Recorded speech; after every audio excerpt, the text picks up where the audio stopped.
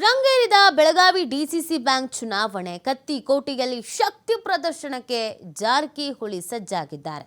ಹುಕ್ಕೇರಿ ಮತಕ್ಷೇತ್ರಕ್ಕೆ ಲಗ್ಗೆ ಇಟ್ಟಿದ್ದಾರೆ ಜಾರಕಿಹೊಳಿ ಮತ್ತು ಜೊಲ್ಲೆ.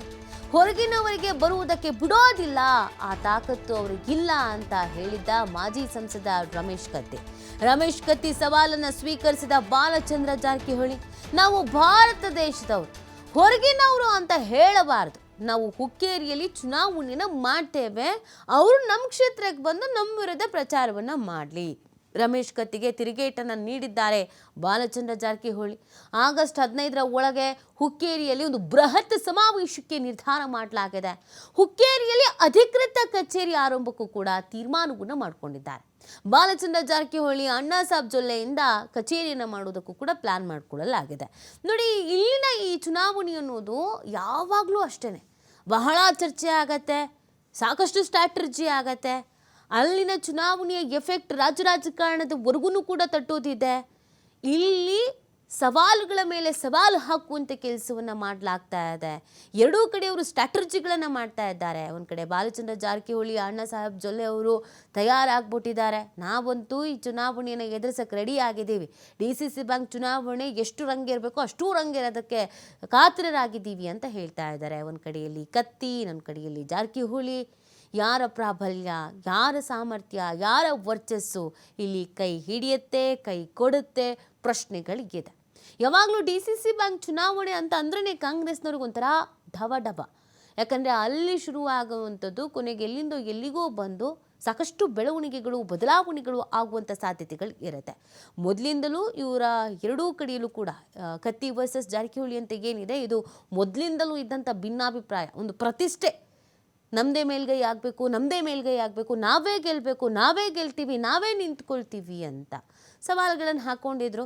ವೇದಿಕೆ ಮೇಲೆ ನಿಂತೆ ಸವಾಲುಗಳನ್ನು ಹಾಕ್ಕೊಂಡಿದ್ರು. ಸೊ ಅದರ ಮುಂದುವರೆದ ಭಾಗ ಈಗ ಇಲ್ಲಿವರೆಗೂ ಬಂದು ನಿಂತಿದೆ. 9 ವರ್ಷ ಸಹಕಾರ ಕೊಟ್ಟಾಗೂ ಜಾರಕಿಹೊಳಿ ಚಲೋ, ಅವ್ರಿಗೆ ವಿರೋಧ ಮಾಡಿದಾಗ ಜಾರಕಿಹೊಳಿ ಕೆಟ್ಟ, ಹೊರಗಿನವ್ರ ಅನ್ನೋದು. ಈಗ ನಾವು ಹೊರಗಿನವರ, ಆವಾಗ ಒಳಗಿನವರ. 9 ವರ್ಷ ನಾವೆಲ್ಲರೂ ಒಳಗಿನವ್ರ ಅಂದ್ರೆ ಅವಾಗ 9 ವರ್ಷ ಅಗದಿ ಬಾಲಚಂದ್ರ ಚಲೋ, ರಮೇಶ್ ಚಲೋ, ಸತೀಶ್ ಸಾವ್ಕಾರ್ ಚಲೋ, ಅವಾಗ ಹಂಗಂದ್ರು. ಈಗ ನಾವು ಸ್ವಲ್ಪ ಅವ್ರಿಗೆ ವಿರೋಧ ಆತಂದ್ರೆ ನಮ್ಮನ್ನು ಬೇಕೋತ್ ಹೋಗ್ತಾರೆ. ಅಂದ್ರೆ ಇದನ್ನೇನು ಮಾಡೋಕೆ ನೀವು ಹುಕ್ಕೇರಿ ತಾಲೂಕು ಜನ ನೀವೇ ನಿರ್ಧಾರ ಮಾಡ್ಬೇಕು. ಹಂಗೆ ನಾವು ಹೊರಗಿನವರು, ಒಳಗಿನವರು ಅಥವಾ ಎಲ್ಲರ ಜೊತೆ ಇರೋರು ಅನ್ನೋದನ್ನ ತಾವು ನಿರ್ಧಾರ ಮಾಡ್ಬೇಕಂತೇಳಿ ತಮ್ಮ ಮಾಧ್ಯಮ ಸ್ನೇಹಿತರ ಮುಖಾಂತರ ಈ ವಿಷಯ ಹೇಳಕ್ಕೆ ಬಂದಿದ್ದೆ ನಾ. ಯಾಕಂದ್ರೆ ಇನ್ನೊಂದು ದೊಡ್ಡ ಪ್ರಮಾಣದಲ್ಲಿ ಮಾನ್ಯ ಸತೀಶ್ ಜಾರಕಿಹೊಳಿ ಅವ್ರನ್ನ ಕೇಳ್ಕೊಂಡು ಅಣ್ಣಾ ಸಾಹೇಬ್ ಜೊಲ್ಲೆ ನಾವು ನಮ್ಮ ಚಿಕ್ಕೋಡಿ ಮತ್ತು ಸಂಕೇಶ್ವರ ಭಾಗದ ಎಲ್ಲ ಮುಖಂಡರು ಸೇರ್ಕೊಂಡು ಎಲ್ಲಿ ಮುನ್ನೋಳಿಗೋ, ಸಂಕೇಶ್ವರ್ಗೋ, ಹುಕ್ಕೇರಿಗೋ ಎಲ್ಲಿ ಹೇಳ್ತಾರೆ ಒಂದು ಆಗಸ್ಟ್ 15 ಒಳಗೆ ಸಾಧ್ಯ ದೊಡ್ಡ ಪ್ರಮಾಣದಲ್ಲಿ ಒಂದು 10,000 ಸಂಖ್ಯೆ ಕೂಡಿ ಬೃಹತ್ ಒಂದು ರ್ಯಾಲಿ ಮಾಡ್ಬೇಕಂತ ಒಂದು ವಿಚಾರ ಇಟ್ಕೊಂಡಿವಿ ಈಗಿನವರೆಲ್ಲ. ಯಾಕಂದ್ರೆ ಎಲ್ಲರಿಗೂ ಹಕ್ಕಿರ್ತೈತಿ. ಯಾಕಂದ್ರೆ ಈಗ ನಾವು ಸಂಕೇಶ್ವರ, ಹುಕ್ಕೇರಿಯಾಗಿ ಬಂದು ಇಲ್ಲಿ ಭಾಷಣ ಮಾಡ್ತೇವೆ, ಅವರು ನಮ್ಮ ಕ್ಷೇತ್ರದಾಗ ಬಂದು ಭಾಷಣ ಮಾಡ್ಬೋದು. ನಾವು ಯಾರು ಕೇಳಕ್ಕೆ ಅವ್ರಿಗೆ ಪ್ರಶ್ನೆ ಮಾಡಕ್ಕೆ ಹಕ್ಕಿ ಇರೋದಿಲ್ಲ. ಇಡೀ ಭಾರತ ದೇಶ ಅದು ಸ್ವತಂತ್ರ ಇರ್ತೈತಿ, ಅವರು ಬಂದು ನಮ್ಮಲ್ಲಿ ಭಾಷಣ ಮಾಡ್ಬೋದು, ನಮ್ಮ ವಿರುದ್ಧ ಪ್ರಚಾರ ಮಾಡ್ಬೋದು, ಅದು ಅವ್ರ ಹಕ್ಕದ. ನೀವು ಅಲ್ಲೇಬೇಕು ಗಾಡಿ ಗೋಡ ಎಲ್ಲ ನಮ್ದು ಇರ್ತೈತಿ, ನೀವು ಮಾಡಿ ಎಲೆಕ್ಷನ್ ಎಲ್ಲ ಗೌಡ್ರ ಗೊತ್ತಾಯ್ತಲ್ಲ, ಇದಾದ್ರೂ ಗೊತ್ತಾಯ್ತಲ್ಲ. ಅದಕ್ಕೆ ಎಲ್ಲ ಅಲ್ಲ ಗಾಡಿ ಗೋಡ ಎಲ್ಲನೂ ನಾವು ಮಾಡ್ತೀವಿ ಅಣ್ಣಾ ಸಾಹೇಬ್ ಜೊಲ್ಲೆ ನಾವು. ಅದಕ್ಕೆ ನೀವು ಗಾಡಿ ಓಡಿಸಿ ಜೈಗೌಡ್ರ ಬಿಡಬೇಡ್ರಿ. ಒಟ್ಟ ಈಗ ಇನ್ನೊಂದೆಲ್ಲ ಹೇಳತ್ತಾರ ಲೀಡ್ರುಗಳ್ರಿ, ಈ ಪೊಲೀಸ್ ಸ್ಟೇಷನು, ತಹಸೀಲ್ದಾರ್ ಆಫೀಸ್ ಭಾಳ ಕಿರಿಕಿರಿ ಆಗ್ತೈತಂತ. ಏನು ಅಂಜಬೇಡ್ರಿ ಅಣ್ಣಾ ಸಾಹೇಬ್ ಜೊಲ್ಲೆ, ನಾವು ಇಲ್ಲೇ ಇರ್ತೀವಿ. ಬೇಕಾದ್ರೆ ಇಬ್ಬರು ಕೂಡ ನೀವೆಲ್ಲ ಹ್ಞೂ ಅಂದ್ರೆ ಒಂದು ಸಂಕೇಶ್ವರದಾಗ ಆಫೀಸ್ ತೆಗಿತೀವಿ, ನೀವೆಲ್ಲ ಹ್ಞೂ ಅಂದ್ರೆ. ಇನ್ನೊಂದು ವಿಷಯ ಹೇಳೋದು ಮತ್ತೆ ಈಗ ಹೇಳ್ಬಿಡ್ತೀನಿ. ಸುಮಾರು 26 ವರ್ಷದಿಂದ ನಿಮ್ಮ ಹುಕ್ಕೇರಿ ತಾಲೂಕಲ್ಲಿ ಡಿಸಿಸಿ ಬ್ಯಾಂಕ್ ಒಟ್ಟೆ ಎಲೆಕ್ಷನ್ ಆಗಿಲ್ಲ. 26 ವರ್ಷ ಆತ ಒಟ್ಟೆ ಆ ಸೊಸೈಟಿ ಸೆಕ್ರೆಟರಿ ಇಲ್ಲದಾನೋ, ಚೇರ್ಮನ್ ಇಲ್ಲದಾನೋ, ಮೆಂಬರ್ ಇಲ್ಲ, ಯಾರು ಮಾರಿಸಿದಾಗ ನೋಡಿಲ್ಲ ಹೋಗಿ ಅವ್ರದ. 20 ವರ್ಷ ಆಗಿಲ್ಲ. ನೀವೆಲ್ಲರೂ ಹ್ಞೂ ಅಂತ ಆಶೀರ್ವಾದ ಮಾಡ್ರೆ ಡಿಸಿಸಿ ಬ್ಯಾಂಕು ಒಂದು ಕ್ಯಾಂಡಿಡೇಟ್ ಹಾಕ್ತು, ಗೆಲ್ಲಿ ಬೇಕಾದ್ರೆ ಸೋಲ್ಲಿ. ನೀವು ಹ್ಞೂ ಅಂದ್ರೆ ಅದನ್ನು ಒಂದು ಡಿಸಿಸಿ ಬ್ಯಾಂಕ್ ಒಬ್ಬನ ಯಾರು ಅಭ್ಯರ್ಥಿ ಒಳ್ಳೆಯವ್ನು ನಿಲ್ಲಿಸ್ತವ್ರೆ, ನಿಲ್ಲಿಸಿದ ನಂತರ ಗೆಲ್ಲಬೇಕಂತಿಲ್ಲ, ಚುನಾವಣೆ ಆಗಿಲ್ರಿ. ಅದಕ್ಕೆ ಸೊಸೈಟಿಗೆ ಹೋಗಿ ಅವರು ಭೇಟಿಯಾಗಲಿ, ಕೈ ಮುಗಿಲಿ. ಅದಕ್ಕೆ ನಾವು ಅದನ್ನು ಅಂದರೆ ಈ ಬ್ಯಾಂಕ್ದಾಗ ಚರ್ಚೆ ಮಾಡತ್ತೀವಿ. ಅದಕ್ಕೆ ಆಗಸ್ಟ್ 10 ನಂತರ ಡಿಸಿಸಿ ಬ್ಯಾಂಕ್ ಸಂಬಂಧಪಟ್ಟಾಗ ಒಂದು ಮೀಟಿಂಗ್ ಮಾಡಿ ಒಟ್ಟು ಈ ಸಲ Hukkeri taluk DCC bank election ಮಾಡೋದು, ಗೆಲ್ಲೋದು ಸೋಲೋದು ಅದನ್ನು ಮನೆಬಾರ ನಿಮ್ಮ ಆಶೀರ್ವಾದ. ಅದಕ್ಕೆ ಇದು ಸಲ ಈ ತಾಲೂಕಿನಿಂದ ಡಿಸಿಸಿ ಬ್ಯಾಂಕ್ ಚುನಾವಣೆ ಅಣ್ಣಾ ಸಾಹೇಬ್ ಜೊಲ್ಲೆ ನಾವು ಮಾಡಿಸ್ತೇವೆ. ಈ ವೇದಿಕೆ ಮುಖಾಂತರ ಇದೊಂದು ವಿಷಯ ಹೇಳಬೇಕಾಯ್ತು.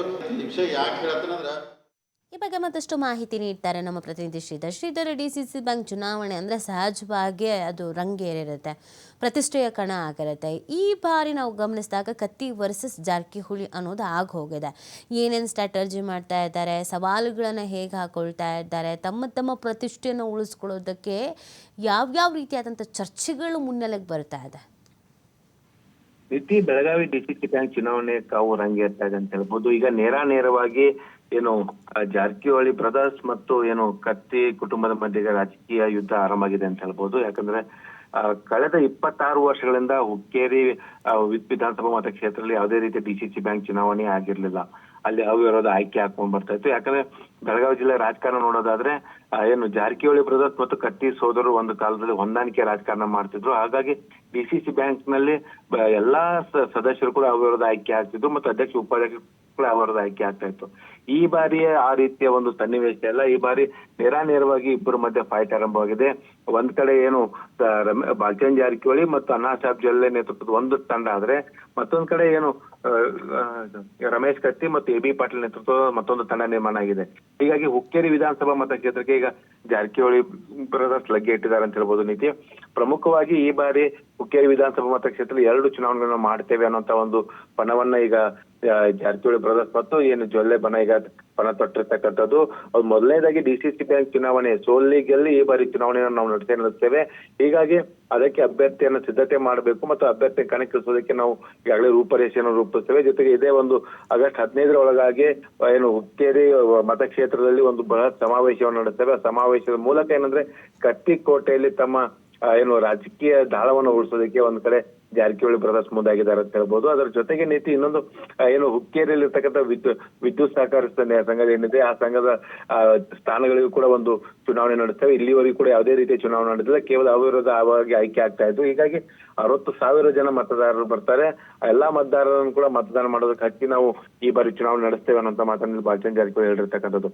ಗಾಡಿ ಗೋಡಾ ಸೇರಿದಂತೆ ಹಣದ ಅವಶ್ಯಕತೆ ಬಿದ್ರೆ ಅದನ್ನ ನಾನು ಮತ್ತು ಅಣ್ಣಾ ಸಾಹೇಬ್ ಜೊಲ್ಲೆ ಅದನ್ನ ಫಂಡಿಂಗ್ ಮಾಡ್ತೀವಿ ಅನ್ನೋಂತ ಮಾತನ್ನ ರಮೇಶ್ ಏನು ಪ್ರಮುಖವಾಗಿ ಬಾಲಚಂದ್ರ ಜಾರಕಿಹೊಳಿ ಈಗ ಬಹಿರಂಗವಾಗಿ ಹೇಳಿದ್ದಾರೆ. ಅದೇ ಯಾವ ರೀತಿ ಜಿದ್ದಾಜಿದ್ದಿನ ಫೈಟ್ ಇದು ಡಿಸಿಸಿ ಬ್ಯಾಂಕ್ ಚುನಾವಣೆಯಲ್ಲಿ ಪರಿವರ್ತನೆ ಆಗ್ತಾ ಇದೆ ಅನ್ನೋದಕ್ಕೆ ಈ ಒಂದು ಹೇಳಿಕೆಗೆ ಗೊತ್ತಾಗುತ್ತೆ. ಯಾಕಂದ್ರೆ ರಮೇಶ್ ಕತ್ತಿ ಏನು ಕಳೆದ ಮೂರು ವಾರಗಳ ಹಿಂದೆ ಅಷ್ಟೇ ಹುಕ್ಕೇರಿಯಲ್ಲಿ ಒಂದು ಬಿಜೆಪಿ ಕಾರ್ಯಕರ್ತರ ಸಭೆ ನಡೆಸ್ತಾರೆ.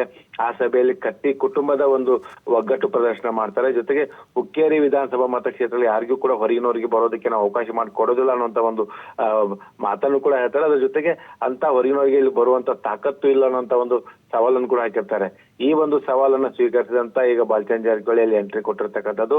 ಹಾಗಾಗಿ ಈಗ ಚುನಾವಣೆ ನಡೆಸ್ತೇವೆ ಅನ್ನೋಂತ ಒಂದು ಮಾತನ್ನು ಕೂಡ ಹೇಳಿದ್ದಾರೆ. ಜೊತೆ ಅಗತ್ಯ ಬಿದ್ರೆ ನಾವು ಅಲ್ಲಿ ಒಂದು ಏನು ಕಚೇರಿಯನ್ನು ಕೂಡ ಒಂದು ಏನು ಜೊಲ್ಲೆ ಮತ್ತು ಬಾಲಚಂದ್ರ ಜಾರಕಿಹೊಳಿ ನೇತೃತ್ವ ಒಂದು ಕಚೇರಿಯನ್ನು ಕೂಡ ಕಟ್ತೇವೆ. ಏನು ಪೊಲೀಸ್ ಸ್ಟೇಷನ್ ರಾಜಕಾರಣ ಮುಂದಿಟ್ಕೊಂಡು ಬೆದರಿಸುವಂತ ಕೆಲಸವನ್ನ ಕಾರ್ಯಕರ್ತರು ಏನಾಗ್ತಾ ಇದೆ ಅದನ್ನ ಹಿಮ್ಮೆಟ್ಟಿಸುವಂತ ಕೆಲಸವನ್ನು ಮಾಡ್ತೇವೆ ಅನ್ನೋ ಮಾತನ್ನ ಬಾಲಚಂದ್ರ ಜಾರಕಿಹೊಳಿ ಹೇಳಿರ್ತಕ್ಕಂಥದ್ದು. ಒಟ್ಟಿನಲ್ಲಿ ಡಿಸಿಸಿ ಬ್ಯಾಂಕ್ ಚುನಾವಣೆ ಅಕ್ಟೋಬರ್ 19 ನಡೆಯಲಿದೆ. ನೀತಿ ಈಗಾಗಲೇ ಪ್ರತಿಯೊಂದು ವಿಧಾನಸಭಾ ಮತಕ್ಷೇತ್ರಕ್ಕೆ ಹೋಗಿ ಬಾಲಚಂದ್ರ ಜಾರಕಿಹೊಳಿ ಅಭ್ಯರ್ಥಿಯನ್ನು ಘೋಷಣೆ ಮಾಡುವುದು ಜೊತೆಗೆ ಅವರದ್ದು ಆಯ್ಕೆಗೆ ಒಂದು ಕಸರತ್ತನ್ನು ನಡೆಸ್ತಾ ಇದ್ದಾರೆ. ಅದೇ ರೀತಿ ಈಗ ಏನಂದ್ರೆ ಹುಕ್ಕೇರಿ ಖಾನಾಪುರ ಸೇರಿದಂತೆ ಕೆಲವು ವಿಧಾನಸಭಾ ಮತಕ್ಷೇತ್ರದಲ್ಲಿ ಜಿದ್ದಾಜಿದ್ದಿನ ಫೈಟ್ ನಡೆಯಲಿದೆ.